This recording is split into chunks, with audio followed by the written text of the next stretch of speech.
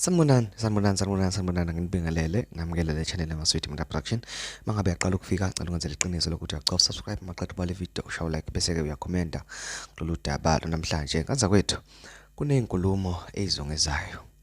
Izinkulumo ezizongezayo zithi ke uPresident Jacob Zuma uthe uma ngabe MK isiwine ukhetho luka 2024 izoshintsha ibuyele ku-ANC, izoshintsha iyoba yiqembu le-ANC.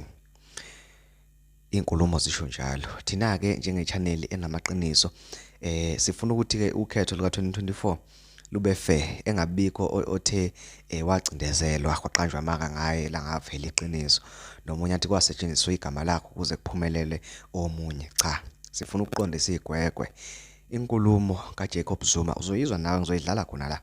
Uthe uJacob Zuma i-ANC iliqembu elikhulu, iqembu lokhokho omkhulu. Yebo kuyiliqiniso lelo elimsulu ukuthi ANC iqembu elikhulu kakhulu elikade laba khona eMzansi futhi iqembu lasikhulula kwenhlupheko yabamnyama. Icredit yalokho iyohlale inayo. uPresident Zuma ke uveze lokho wasesho ukuthi uma ngabe iMK isiwinile ukhetho luka 2024 izothatha amalunga eANC aneqiniso. Kushuthi izobuyisa iANC ngani ngokuthatha amalunga eANC aneqiniso. Kushuthi ke iMK izofana neANC kodwa iANC eneqiniso.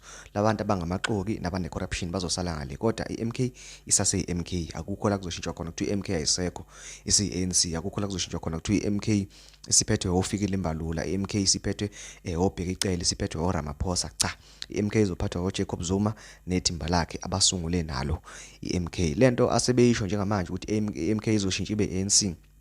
Amampunge lawo amangahlaza cwe abantu abazama ukuthi ke bathatha umbuso MK bawuse ngaku-ANC amanga ahlaza cwe lawo nganza wethu. Ivideo ke yamanje bezele khona ukuthi ke ngizoqondisa igwegwe kulokho, ngizokuvezela nje iqiniso.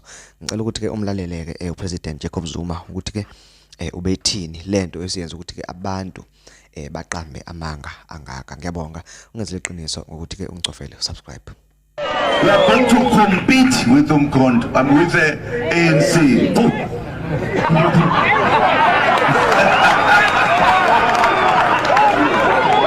Lasala kakhulu lapha amadoda ngaphezu kwamashumi ayisithupha eminyaka. Angikwazi ukukhohlwa. Uyabona mangikhuluma isikhathi vele ukuthi ulimi ithoya amataka baba. Siyoyibuyisa by the way. Ngoba i-ANC yifa lobaba mkhulu. Uma sesiphethe uhulumeni sizoyibuyisa izela kuthina. Sikhiphe laba abakhohlakele kuyo. Sezwana. Ngeke sibaphe.